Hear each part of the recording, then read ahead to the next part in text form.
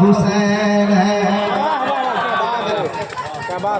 खुदाए जुल जलाल की सदा सदा हुसैन है, खुदाए जुल जलाल की सदा सदा,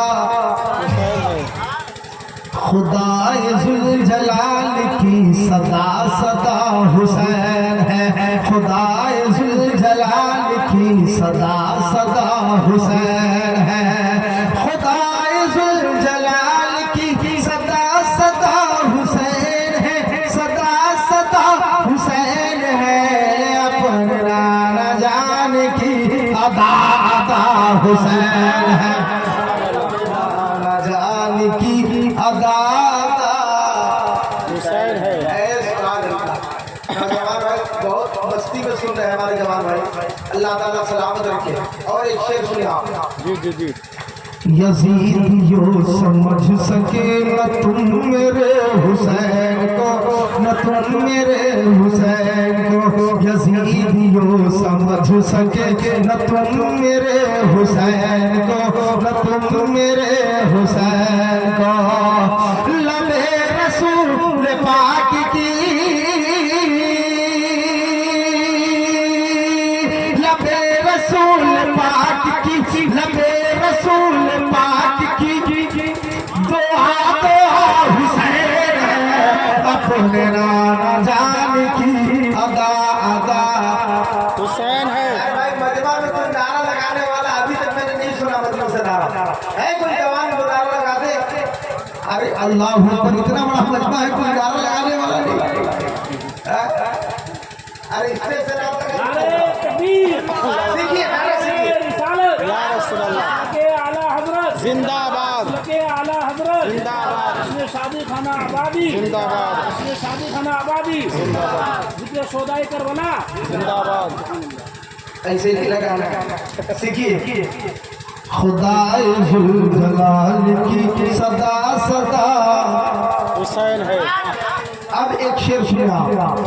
अपने बाबा हजरत अली का मजहर अतम, टोटल टू कॉपी। अपने बाबा हजरत अली का मजहर अतम, अपने बाबा हजरत अली का मजहर अतम, कहीं से कुछ कमी नहीं,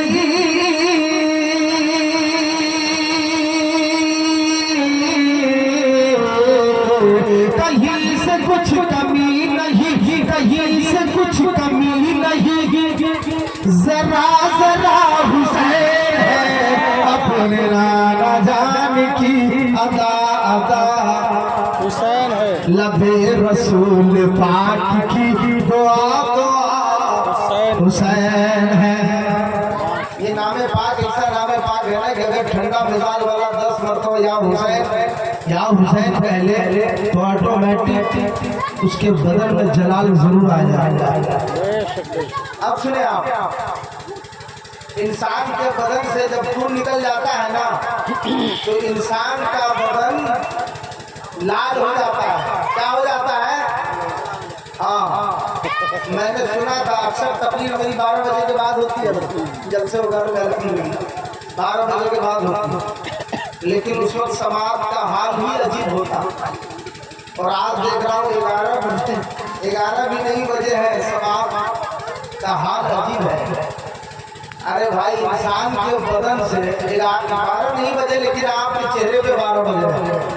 इंसान के जिस्म से जब खून निकल जाता है तो इंसान का जिस्म पीला न पड़ जाता है। क्या होता है? पीला पड़ जाता है। बोल के सुनिए आप, क्या पड़ जाता है? पीला पड़ जाता है। लेकिन अपने इमाम की शान देखिए। अगर जिस्म नाज़नी से खून सब निकल पड़े, अगर जिस्म नाज़नी से खून सब निकल पड़े, यज़ीद ज़र्द रूह हुआ,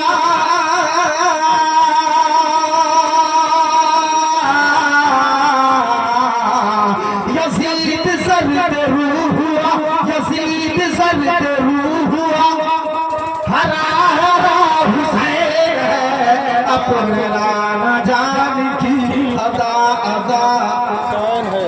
खुदा जुल जलाल की सदा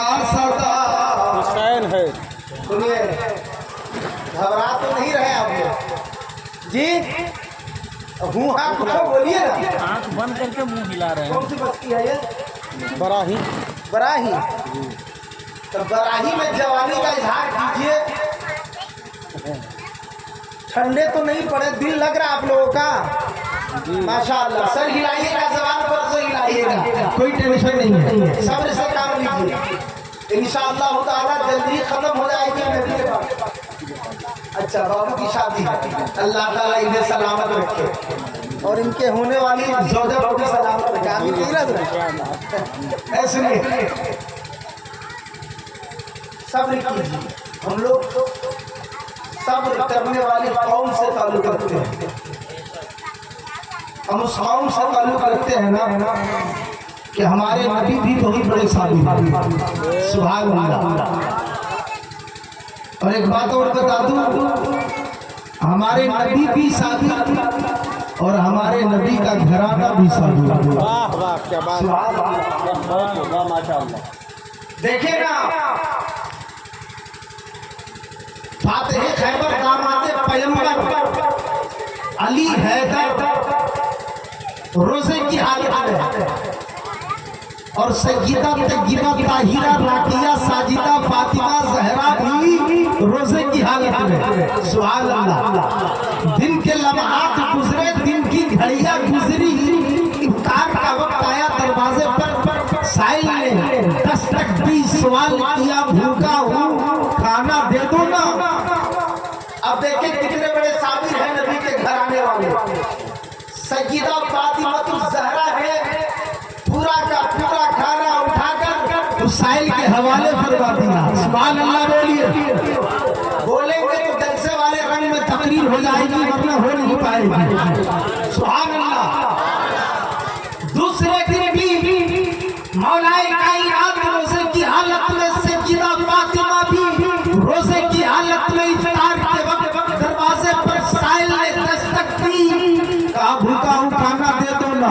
सय्यदा फातिमा पूरा का पूरा खाना उठाकर उस साइल के हवाले करवा दिया। सुभान अल्लाह।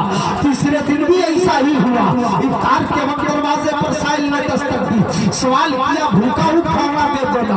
खातून जन्नत ने पूरा का पूरा खाना उठाकर उस साइल के हवाले करवा दिया। मुसलमानों जानते हो वो आने वाला साइल कौन था? आने वाला मंगता फकीर कौन था? आपको मालूम है? नहीं मालूम है तो सुनो। आने वाला फकीर कोई इंसान नहीं था, अल्लाह का नूरी फरिश्ता था। सुभान अल्लाह। कौन था? अल्लाह का नूरी फरिश्ता था। ये मौलाना इरफान साहब बैठे हैं, ये फरमाने लगे जावेदुल कादरी ऐसा भी होता है कि फरिश्तों से खाना मंगवा लिया जाए। मैंने कहा मौलाना इसमें मसाइल की बात क्या है? अरे जब हजरत हंज़ला की लाश मैदाने जंग से उठाई जा सकती है, तब फातिमा के घर का खाना भी मंगवाया जाए। नारे तकबीर, नारे रिसालत, मसलके आला हजरत, मसलके आला हजरत अल्लामा मौलाना मुफ्ती जावेदुल कादरी साहब किबला। नारे तकबीर। नजारा सुने जी। हाँ हाँ जी। अच्छा अच्छा माशा। तो सब्र कीजिए थोड़ी देर, तकरीर तो अभी शुरू हो रही है। और एक बात बता दो, आप भी कुर्बानी दे रहे हैं ना। हम उस कौम से ताल्लुक रखते हैं कि जरूरत पड़े तो वक्त की कुर्बानी भी देते हैं और जरूरत पड़े ना तो जान की भी कुर्बानी देते हैं। और आप सुनिए, हम लोग बहुत खुश नसीब हैं। हमारा पहला महीना भी कुर्बानी वाला और लास्ट महीना भी कुर्बानी वाला। पहला महीना मुहर्रमुल हराम। कौन सा महीना पहला? मुहर्रमुल हराम।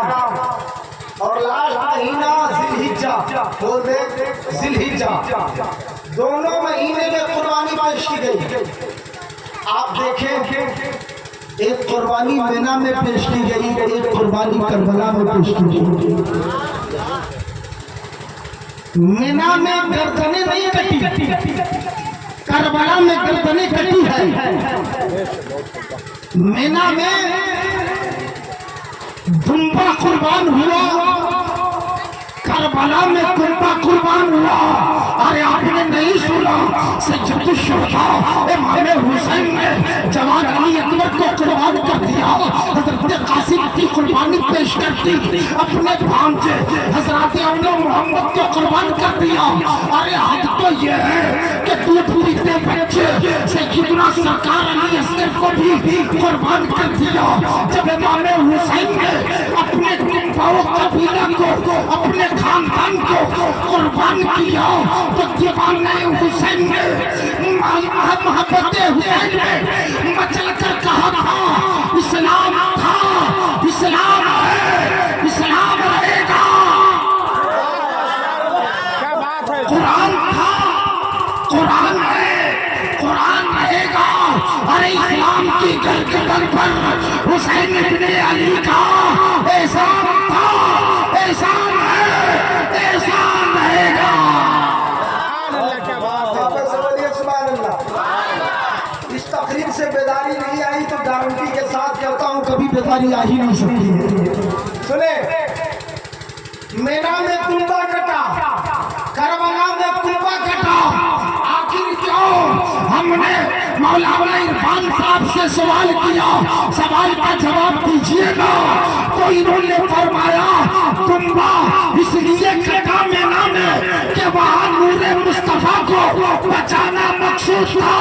करबला में कुंबा इसलिए कटा कि दीने मुस्तफा को बचाना मकसूद था।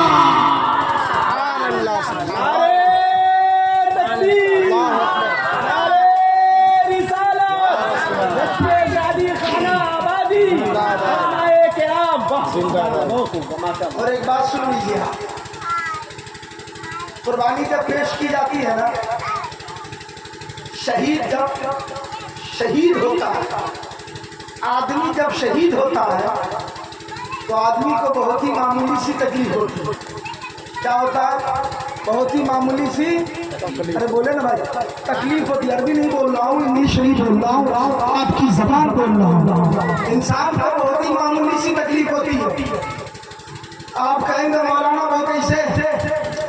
शहीद की गर्दनों पर तो तलवारें चलती है ना, सीने में नेज़े दाखिल कर दिए जाते हैं ना, खून का फव्वारा जारी हो जाता है, शहीद जमीन पर खून में लथपथ होकर जमीन पर गिर जाता है।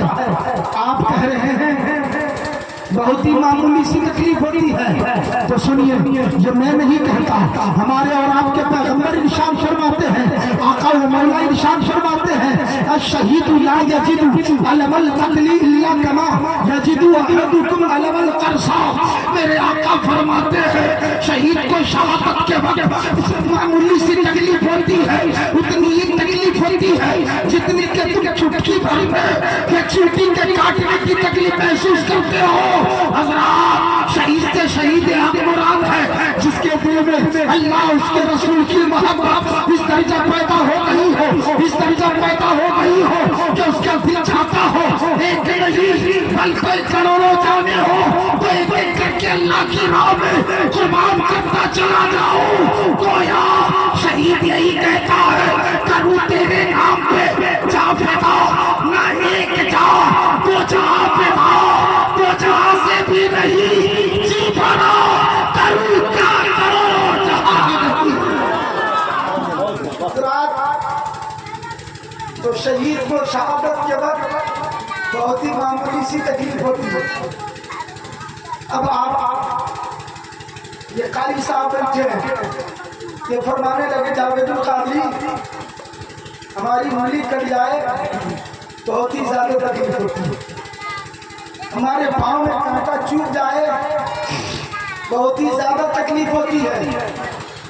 लेकिन आप कह रहे हैं शहीद की गर्दनें कट जाए मामूली सी तकलीफ, जिसमें नेज़े चुभ जाए मामूली सी तकलीफ, तीर आकर जिस्म में पैबस्त कर जाए मामूली सी तकलीफ, गर्दनें कटकर जिस्म से अलग हो जाए मामूली सी तकलीफ। तो मैंने कहा कारी साहब इसमें मसाइल की बात क्या है? जब मिस्र की औरतों ने उसने यूसुफ को देखा था, जब मैंने यूसुफ को देखा था तो फल काटने के बजाय उंगलियां काट डाली थी, मगर तकलीफ का एहसास भी नहीं हुआ था। तो और शहीदों की गर्दनों पर जब मैदान कारज़ार में, मैदान जंग में तलवारें चलती है तो यूसुफ नहीं, खालिक के यूसुफ का दीदार नसीब होता है, रब ताला का दीदार नसीब होता है। तो शहीदों को अपनी गर्दनों के कटने की तकलीफ का एहसास कैसे हो सकता है? यह है शहीद का मकाम, यह है शहीद का मर्तबा कि शहादत के वक्त जब गर्दन पर तलवारें चलती है तो रब ताला का दीदार नसीब होता है। आप लोग के साथ एक बात करते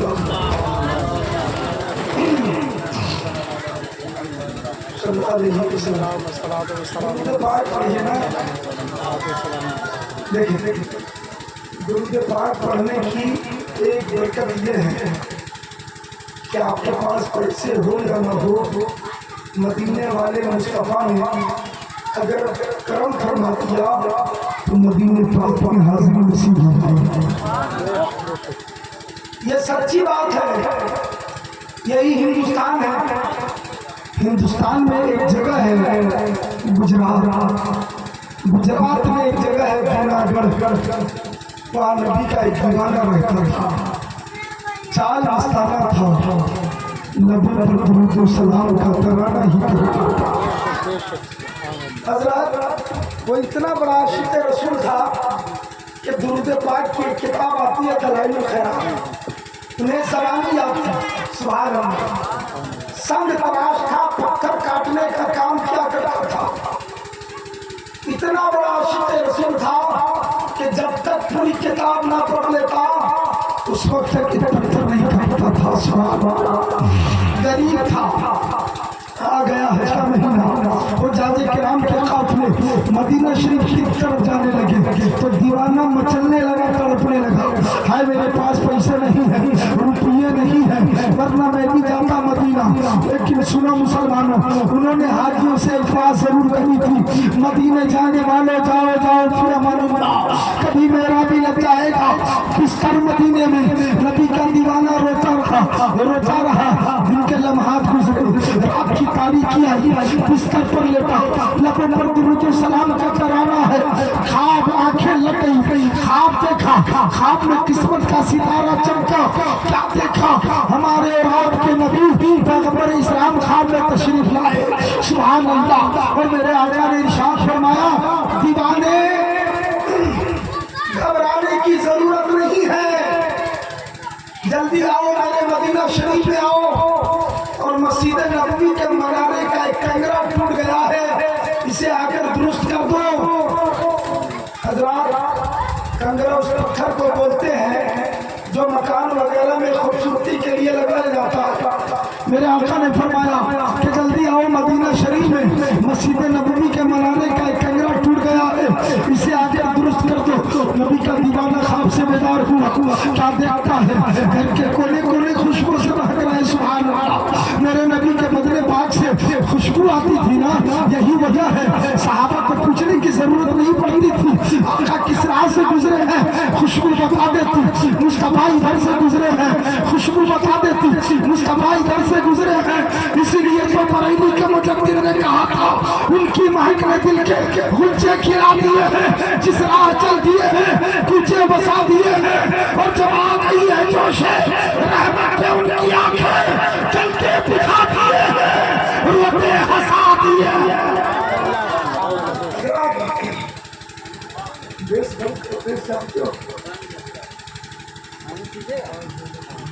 अब नबी का दीवाना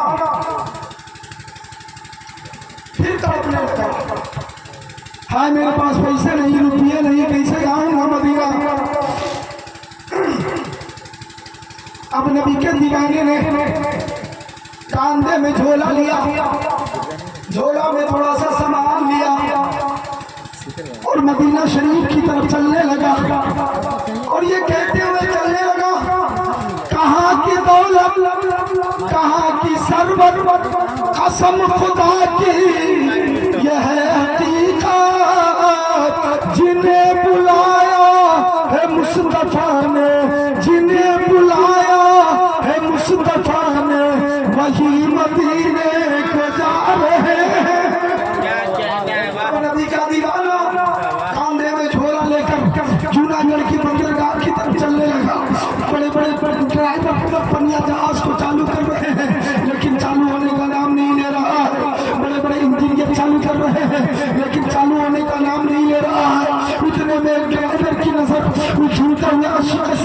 पड़ी। ड्राइवर ने सोचा शायद कोई हाजी साहब छूट गए हैं।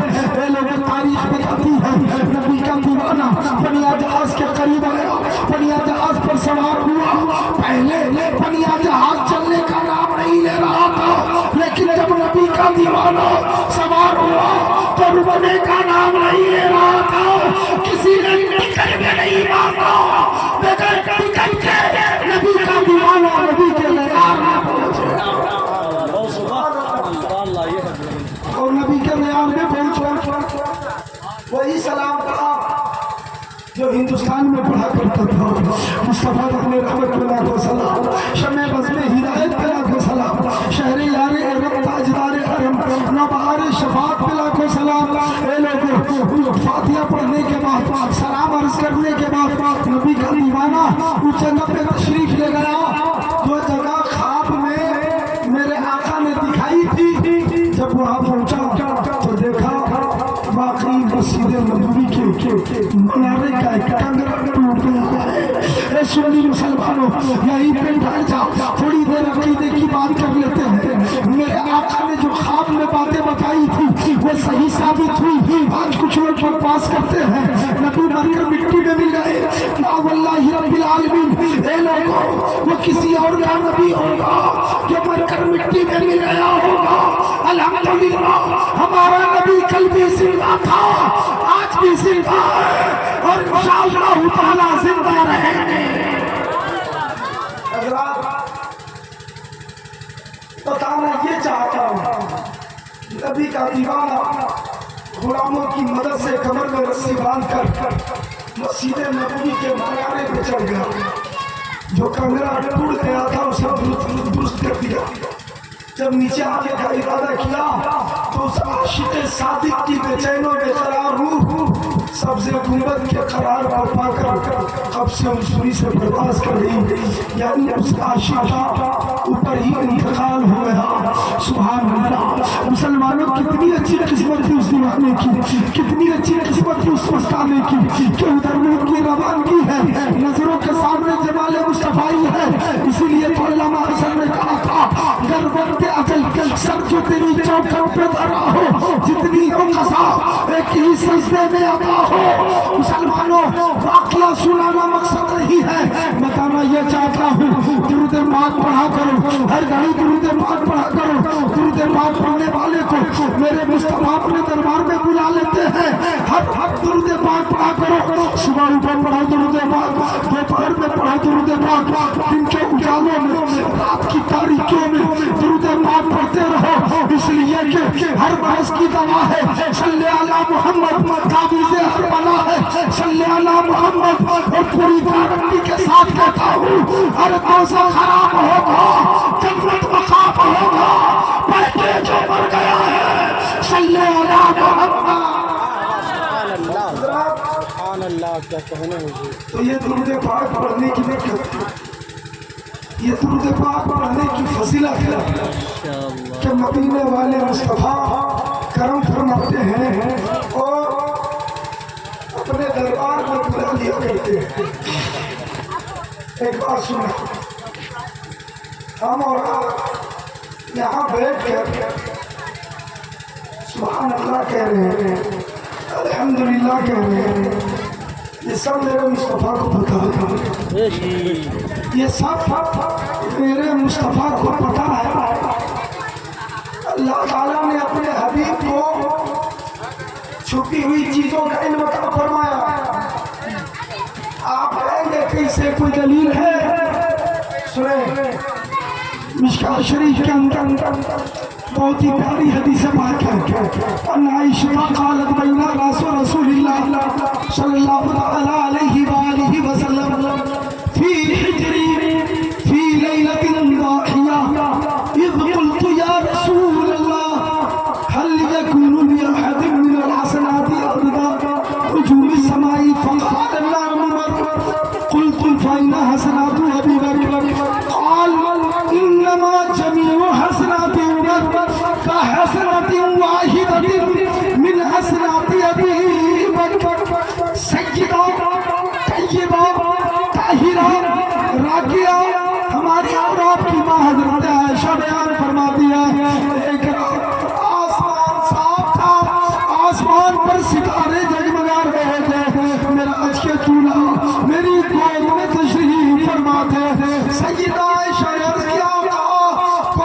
शख्स ऐसा भी है जिसकी नेकियां आसमान के तारों के बराबर है। लोगों जरा गौर करो, कितना भारी सवाल है, कितना कठिन सवाल है, क्योंकि तारे तो मुख्तलिफ आसमानों पर, जिनमें से बाज इतने छोटे जो देखने में नजर नहीं आते। अरे मुसलमानों ने नेकियां की और करते हैं और क़यामत तक करते रहेंगे। बाज़ गारों में, बाज़ पहाड़ों में, बाज़ खलवतों में, बाज़ खलवतों में, बाज़ हवाओं के दोष पर खड़े होकर नेकियां करते हैं। ऐसे के लिए सवाल अर्श और फर्श के मुताल्लिक था और जाहिर है इस सवाल का जवाब नहीं दे सकता है जिसके सामने अर्श और फर्श हो।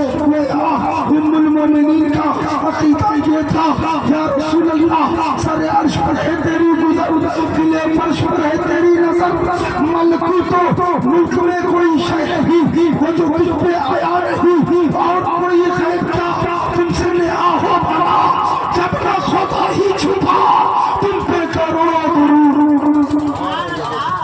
जब अम्मा आयशा ने अर्ज़ किया था कोई शख्स ऐसा भी है जिसकी नेकियां आसमान के तारों के बराबर है, तो ये सुनकर मेरे आका ने ये नहीं इरशाद फरमाया आयशा मुझे क्या मालूम, मैं भी तुम्हारी तरह बशर हूँ, या ये नहीं फरमाया आयशा मुझसे नमाज के मसाइल पूछो, रोजे के मसाइल पूछो, ज़कात के मसाइल पूछो, हज के मसाइल पूछो। ये मेरे आका ने नहीं फरमाया, बल्कि मेरे आका ने इरशाद फरमाया ए आयशा, उमर इब्न खत्ताब की नेकियां आसमान के तारों के बराबर है। ये सुनकर अम्मा आयशा ने किया या रसूल अल्लाह, फिर मेरे वालिद गिरामी हज़रत अबू बकर की नेकियों का क्या हाल है, तो मेरे आका के इल्म गैब को देखो। मेरे आका अपने गुलामों की नेकियों से भी बाखबर है। मेरे आका ने इरशाद फरमाया